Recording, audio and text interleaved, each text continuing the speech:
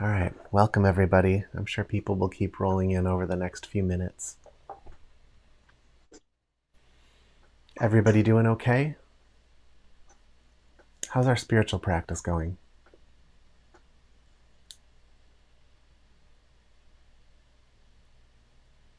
Are we practicing? Needs work? Okay.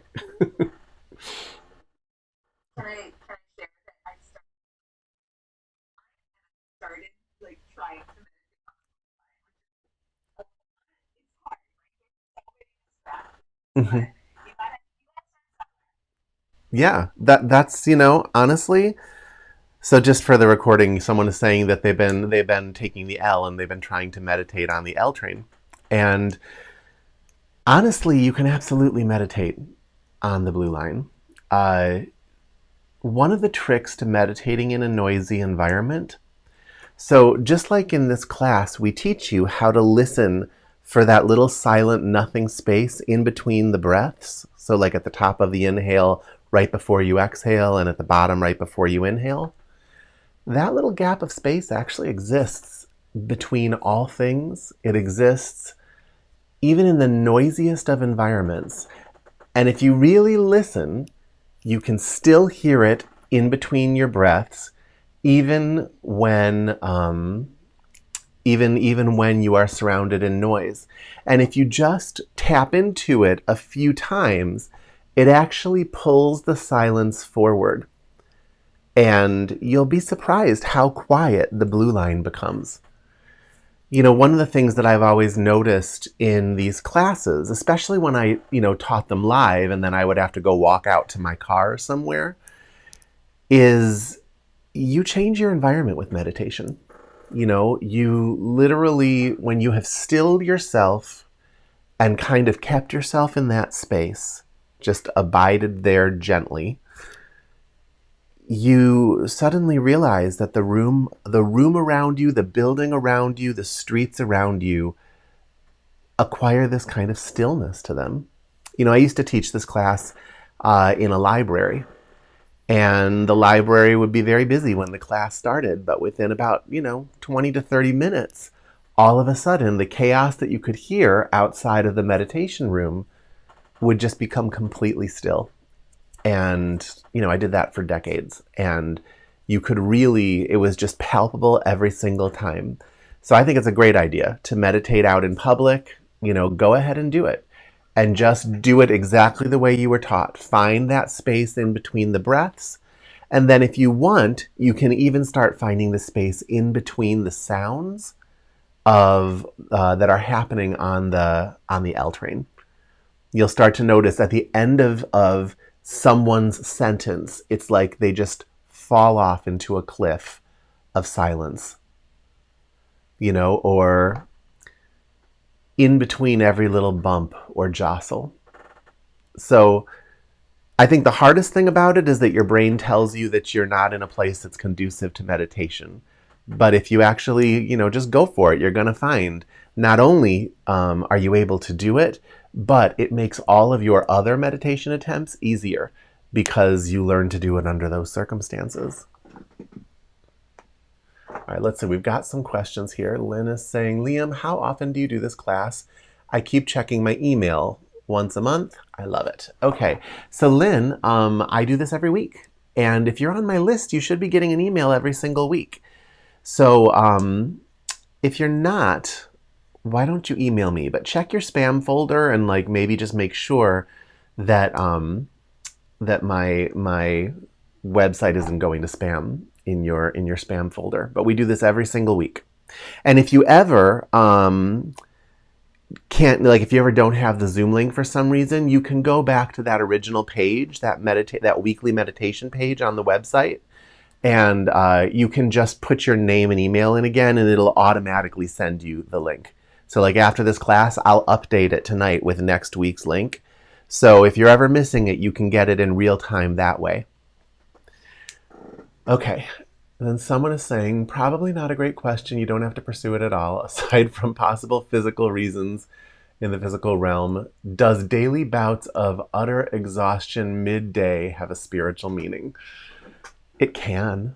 It just depends, right? So it depends on a few things. It depends on how sensitive you are spiritually. So if you're someone who is very sensitive to the feelings and energy of others, and you are connected to people who are going through cyclic bouts of mental turmoil or fatigue or physical exhaustion, you might find yourself feeling exhausted. I would say 9 times out of 10, though, start tracking what you're eating. You know, it's a really great idea to keep a little journal where you write down what you eat and then you write down how you feel 20 minutes later or 45 minutes later. You know, I knew a guy once who had like very advanced cancer, and there was nothing they were going to be able to do for him.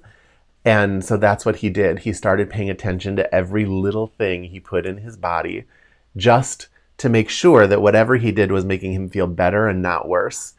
And, you know, I mean, he well outlived his prognosis, and I am not sure if he ever died. But that's what I would do first. I would look at what I'm eating and I would look at how I feel 45 minutes later and see if maybe your body is just not doing well with, you know, carbs in that moment, or not doing well with beans in that moment, or wheat or something like that. Okay. So let's get into our class. Unless there are more questions, I'm happy to answer questions. Okay. So let's just let the dust settle. Just kind of let yourself slow down, sink right into this moment.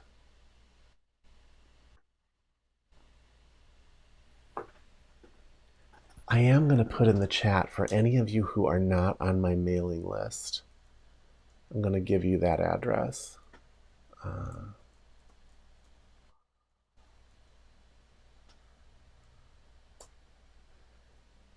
And you're going to go to the weekly meditation page, and that'll get you on to the email list.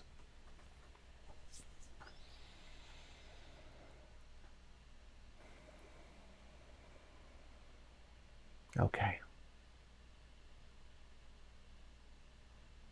So just go ahead and let everything come to a stop.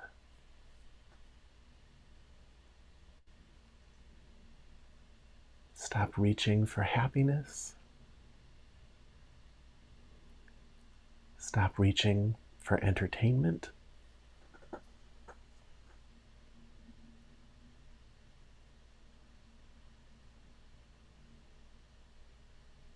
Stop reaching outside of this moment.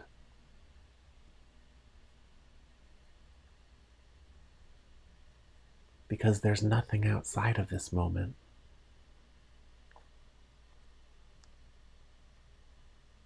And if there's nothing outside of this moment, and you are drawn to reach outside of this moment, what are you actually doing?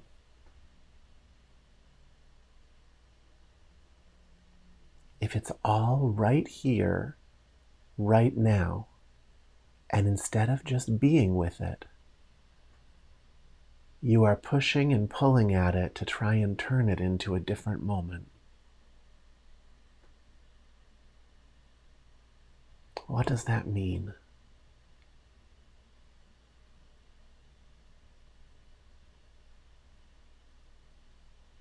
What it means is that suffering that you're feeling, that yearn that you're feeling, is a story in your head.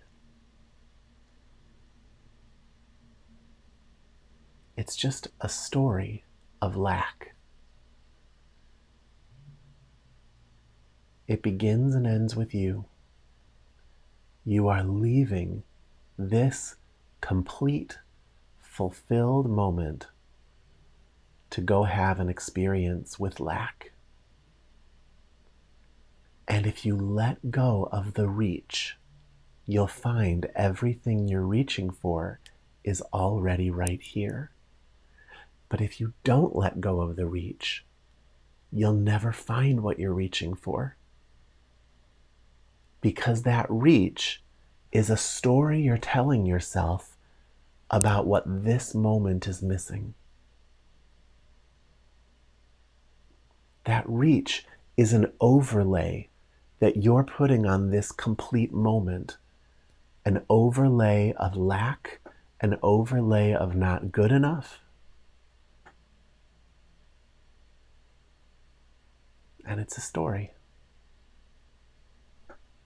Just like any time in your life you've ever thought something was everybody else's fault, and then at one point you just have this epiphany and you realize you're the problem. Turns out you're always the problem. And that's good news. Why is it good news? Because the locus of control is in you.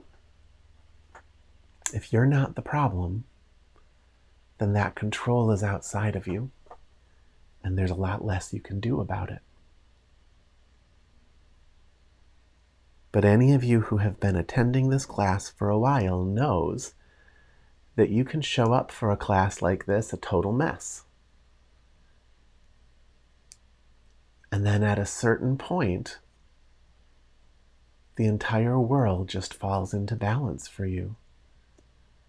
And it's not because you changed your circumstances. It's just in the moment you let go of the story.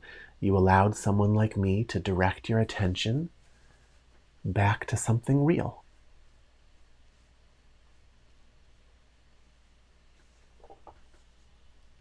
And all of those problems, even if they still exist in a physical form, the troubling part of them disappears.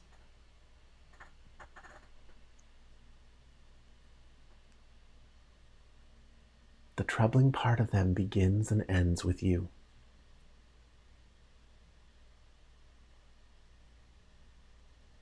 And if you can just let that in, just a little crack, it'll be the most important thing you ever learn. You can't just take it in intellectually, though. You're going to have to see it for yourself.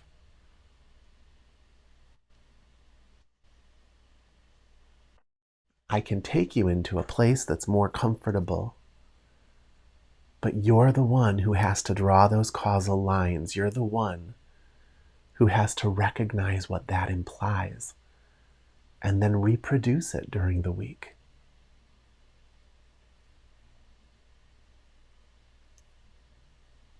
So let's go there now. Okay? We're going to just meditate. Attention at the forehead and crown, so high in your body. Eyes open. Let them just sort of fall to a spot in front of you.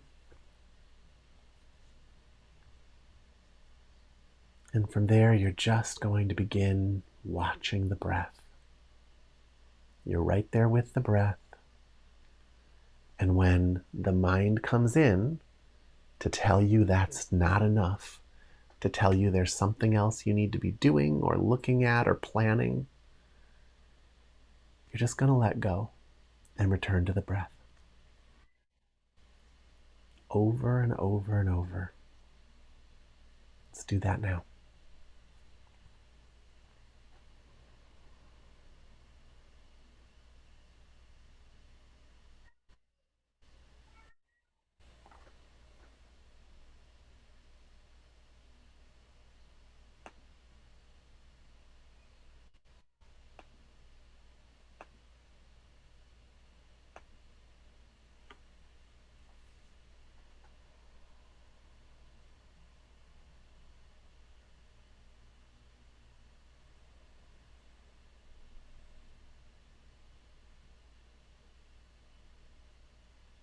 Nothing to achieve.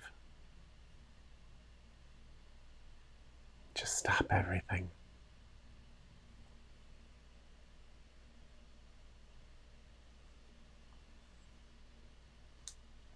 Stop scrambling.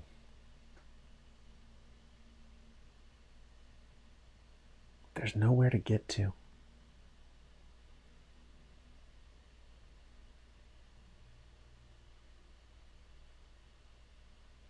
All there is the experience.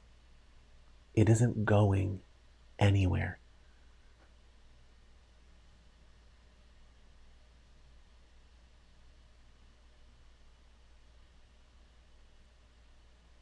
All there is this experience, this moment.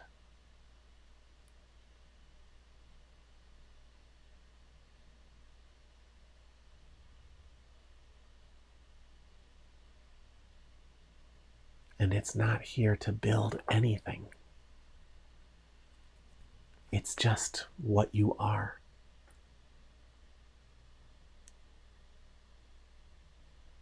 And if you keep trying to drag a future into the present, if you keep asking it to become something different than it is right now, all you're doing is putting a wall between you and yourself, between your awareness and what you actually are.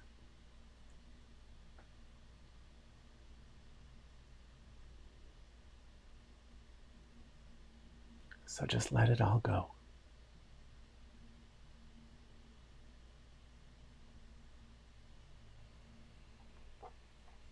The story will be there when you're ready to jump back into it. It's a simple shift in the attention and it all comes screaming back in.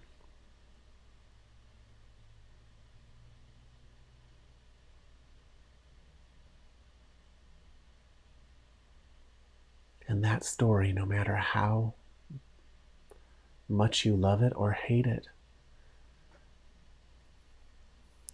whatever it is, as real as it seems, your families, your jobs, all of it, it's going to spin around in circles and then it's going to disappear. That's the nature of a story.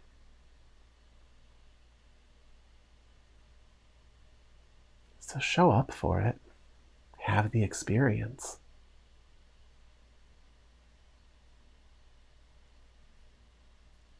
But there's no permanence to it. So you should be able to let go of it.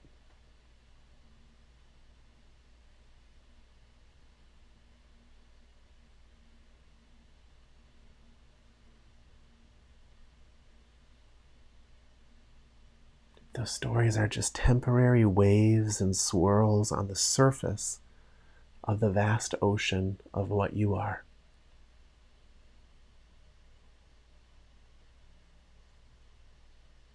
It's there on the surface. You do need to tend to it.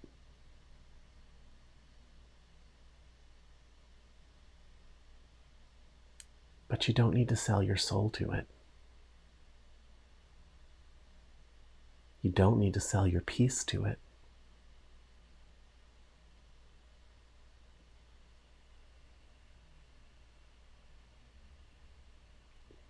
You know, your time is limited. Make sure you save some time for being with what you actually are.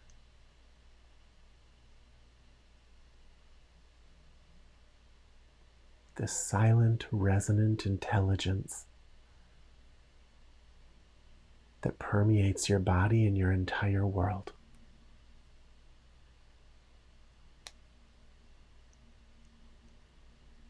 Can you just be with that without asking it to become anything?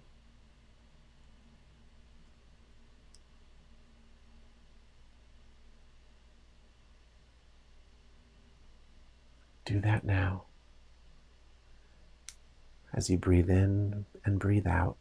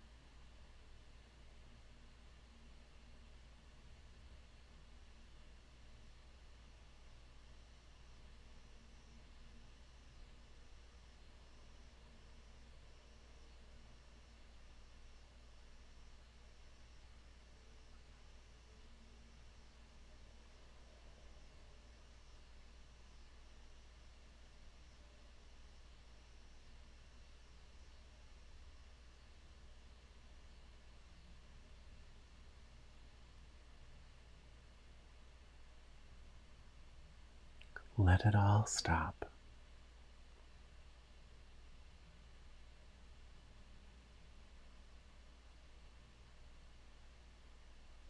And let go deeper. Deeper in towards your center. Let go.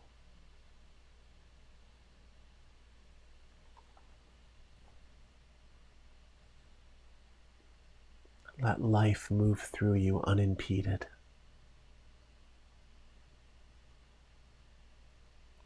Let it all be exactly what it is.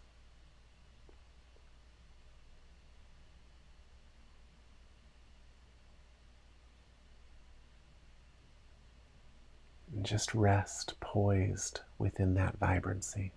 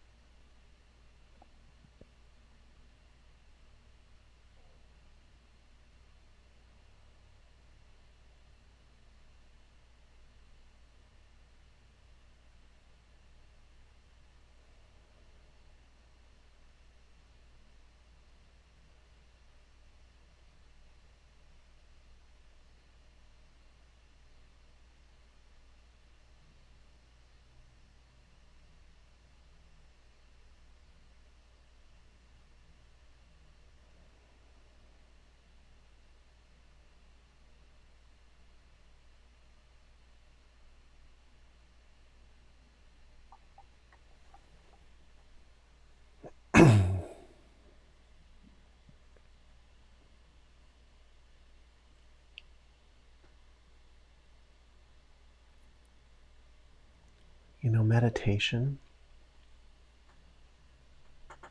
and really every legitimately spiritual practice,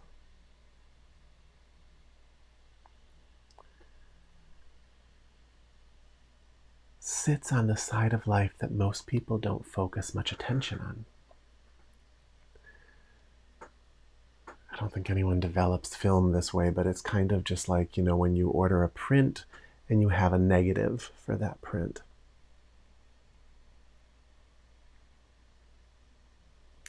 Everything in your world keeps your attention on the picture itself, on the little screen in front of you.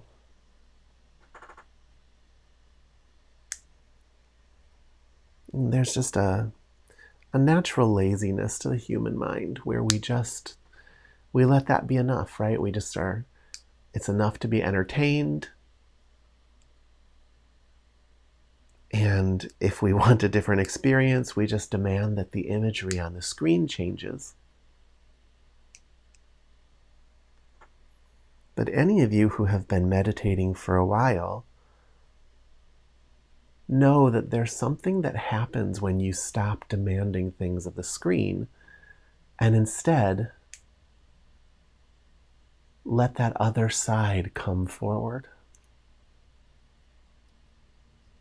You know, everything you do all day is a doing. Meditation is a not doing.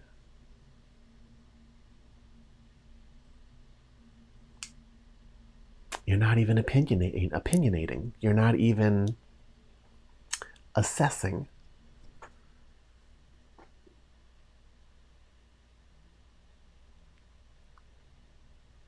You're showing up 100% present, more present than you are for anything. But you're not manipulating it. You're not conjuring on top of it.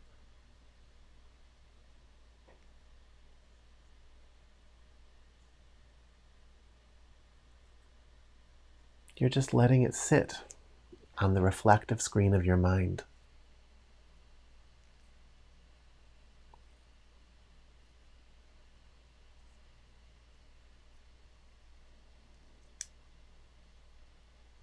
And the peace and comfort that you feel when you do that implies that the lack of peace and comfort you were feeling was just a product of where you had your attention. And you know, everything that shows up on the actual screen of life, almost all of it is drama. Even the good stuff, you know, the stuff that gets thrown way up, it all crashes down eventually. And that's not what you're looking for, right? Really what you're looking for is this thing that doesn't constantly come crashing down. Well, the good news is that thing is you.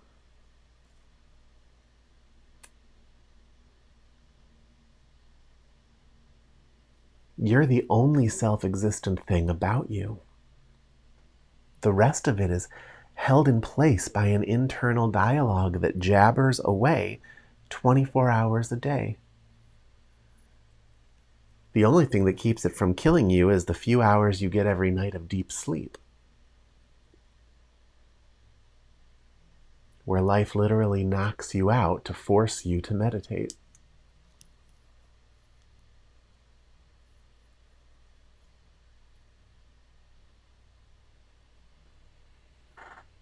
But you need to be able to step in to the no thing, to the not doing, to the dark side of the moon.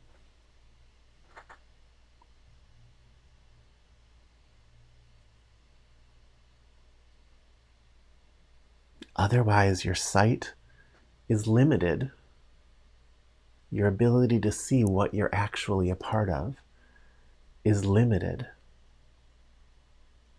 And in that limitation, you're going to have to take your cues from a world that is just filled with unnecessary drama and intensity.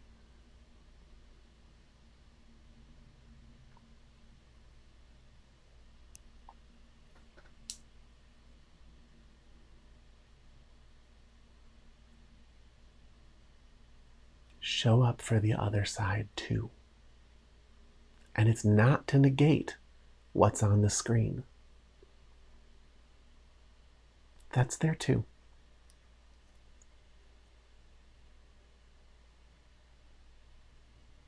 But you need to see the whole picture in order to understand what you're seeing.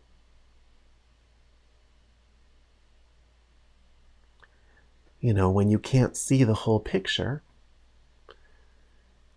you see somebody maybe being rude to you or being selfish or being, you know, awful.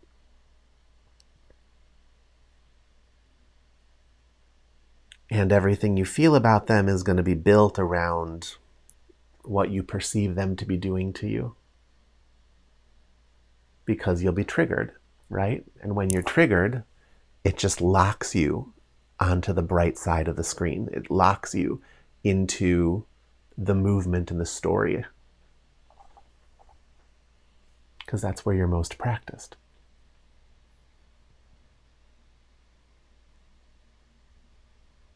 But when instead you can let that sit in its totality, where you can see that and you can see the vast ocean of silence that it's all sitting in. Just through making your consciousness available to see that.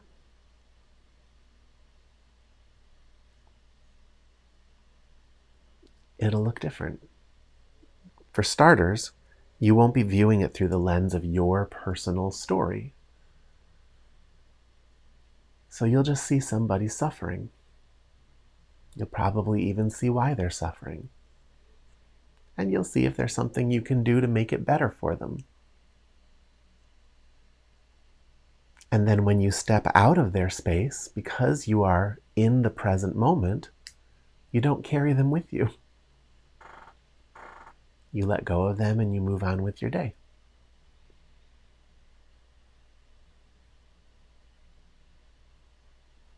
And that act, in the moment, it's one small shift in attention, but it really determines how the rest of your day goes.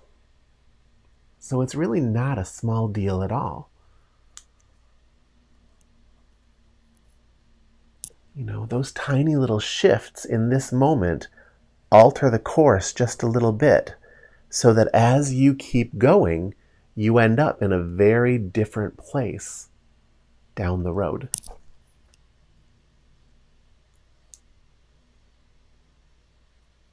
For most people, if left to their own devices, they're just going to become more and more imbalanced as they go. People don't get saner for the most part, unless they have a plan. Meditation keeps you on the rails. It constantly brings you back to that center point.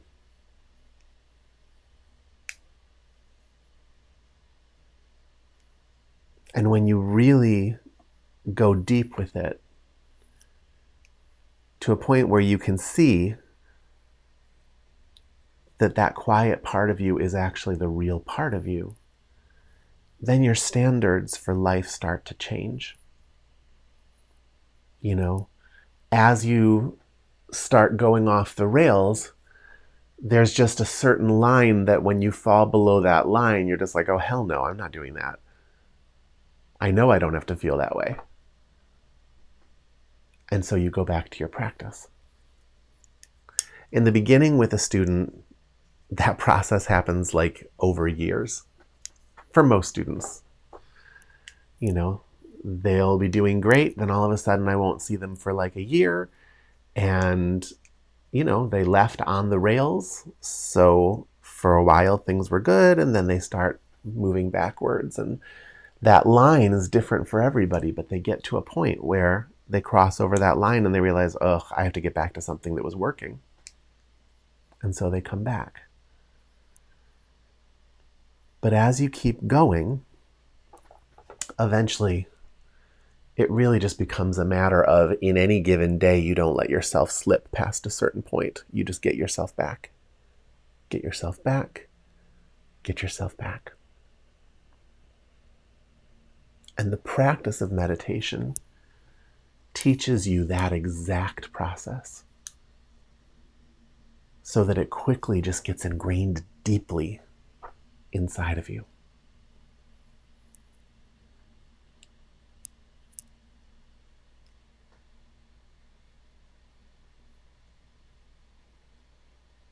And it's not just about being calm. There's a lot to see in any given moment. This moment's incredibly nuanced. To see all of it, you have to let go of your past and you have to let go of your future. To whatever extent you're not doing that, that's a part of you that is not available in this moment.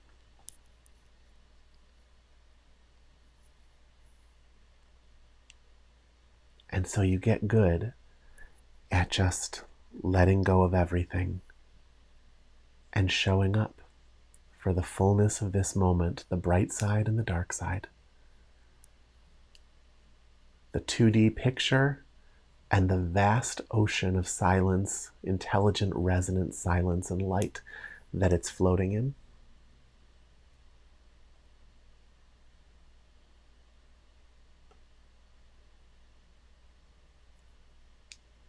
That's within the reach of everybody here tonight.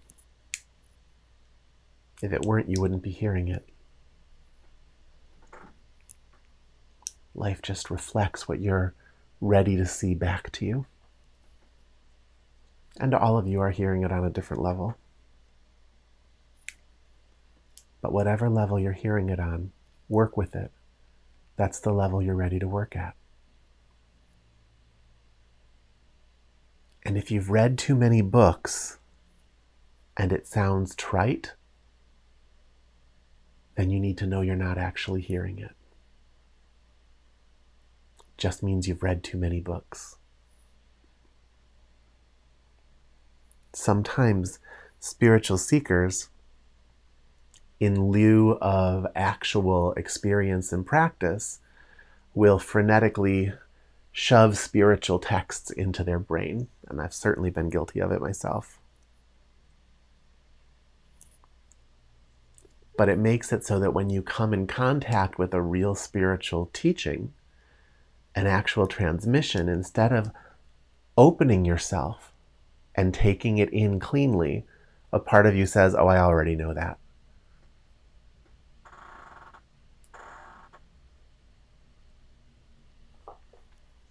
Thing about a spiritual teaching is you don't already know it. You may have already touched it, but it's bottomless. It's endless.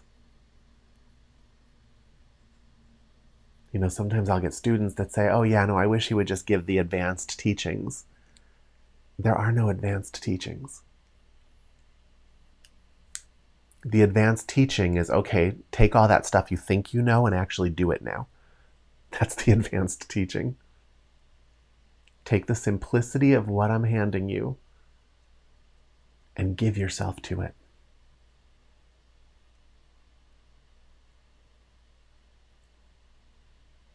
And if you'll do that, what you'll see is that you don't know it, that there is further to go. And it's an amazing adventure that's worth any effort.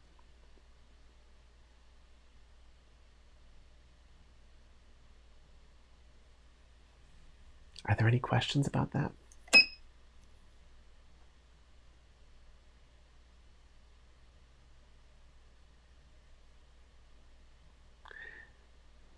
You know, part of that addiction to the light side of things, that addiction to what's on the screen, is also an addiction to answers. When really, you should be embracing the questions. You know, an answer is just like a lid on a jar. Nothing can breathe. You got it all figured out. Nothing can grow. You already know it.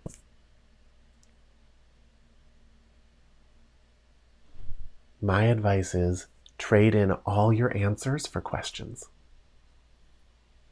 Take whatever thing you think you know and turn it into a question, even if just for yourself.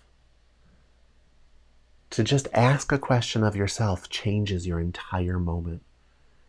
It just opens up energies that can flow in to begin providing you experiences with the nature of your question.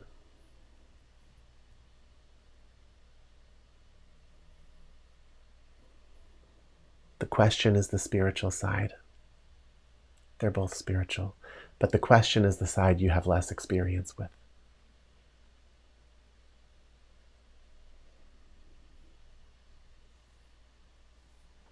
All right, let's go back into the silence.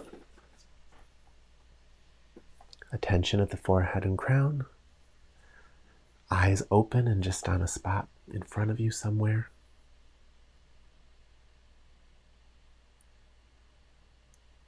And just breathe. Let go of everything else.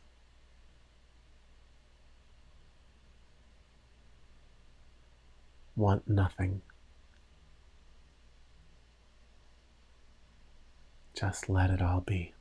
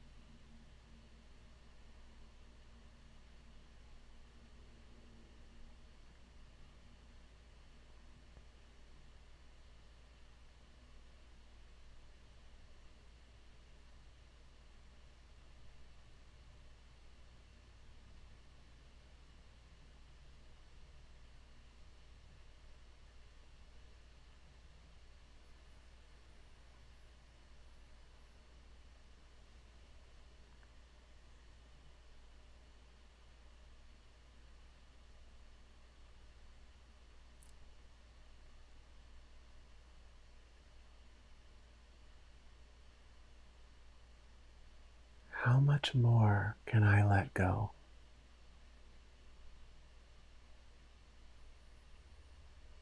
Ask yourself that question right now, either out loud, I muted you all, or in your head. But step into a question.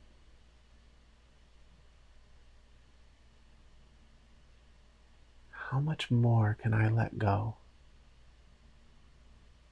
What would that look like?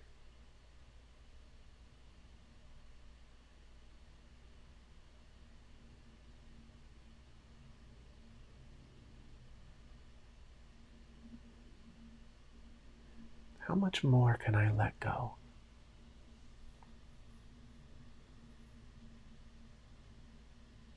What would that look like?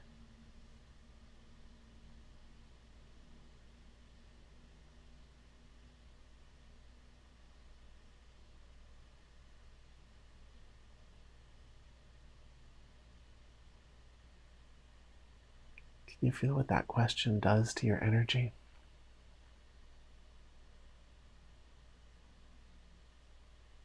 It takes the lid off the jar, doesn't it?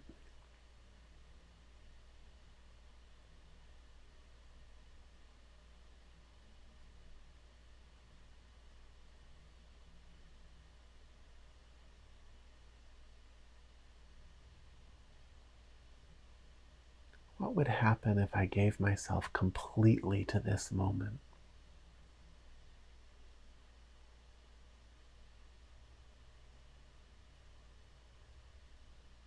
What would happen if I gave myself completely to this moment?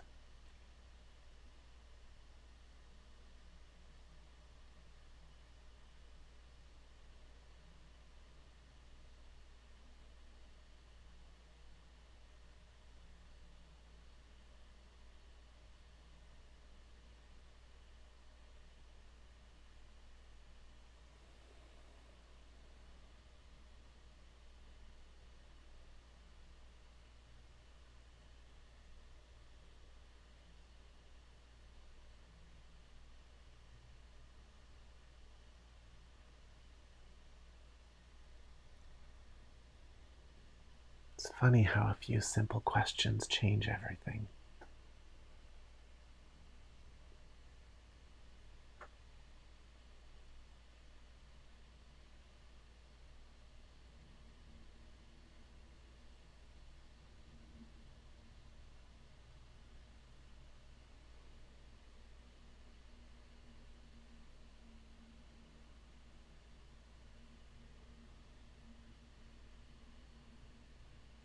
When you're stuck in something,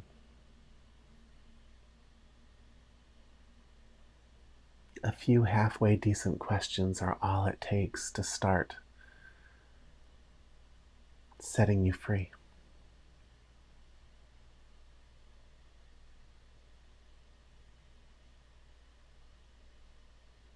Why? Because that stuckness was just a story anyways.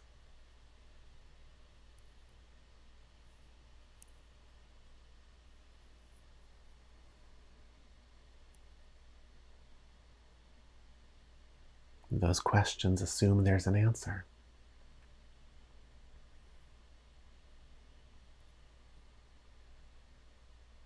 Even before you have an answer, you can feel an answer, can't you?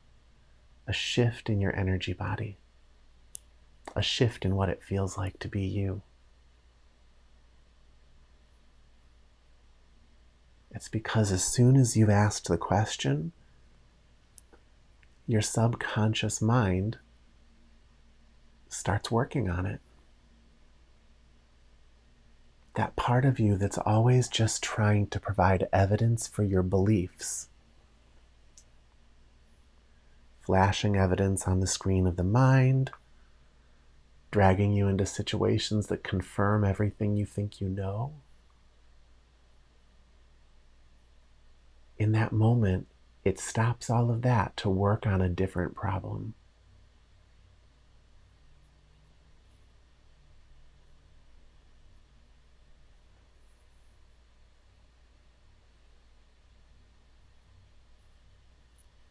How much more can I let go?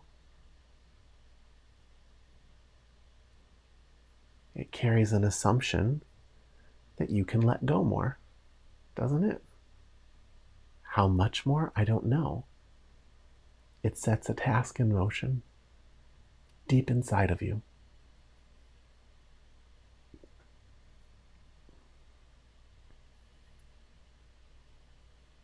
If you're stuck in how you feel, it just means you're answering the wrong questions.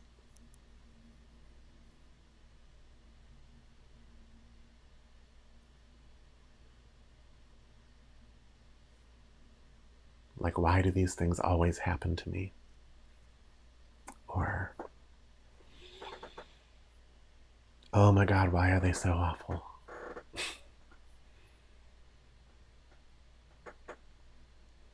Why is life like this?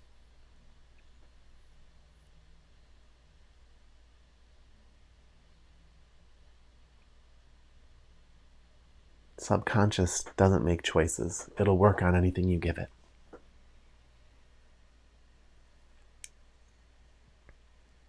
But questions are the road out.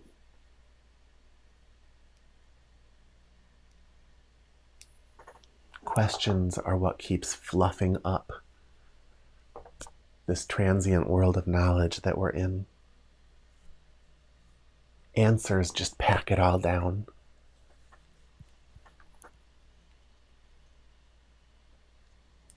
You know, you've been rewarded for answers all your life, but the truth is, life itself doesn't reward you for answers. It rewards you for questions.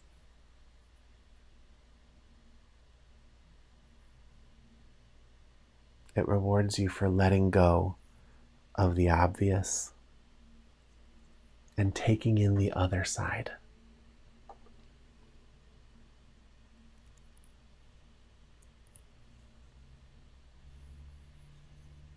Any questions about that before we close up?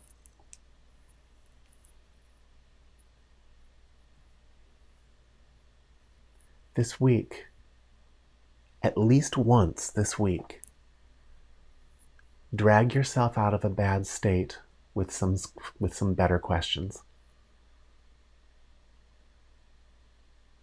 Take the reins in your hands and ask questions that will open doors for you to rise out of the mess.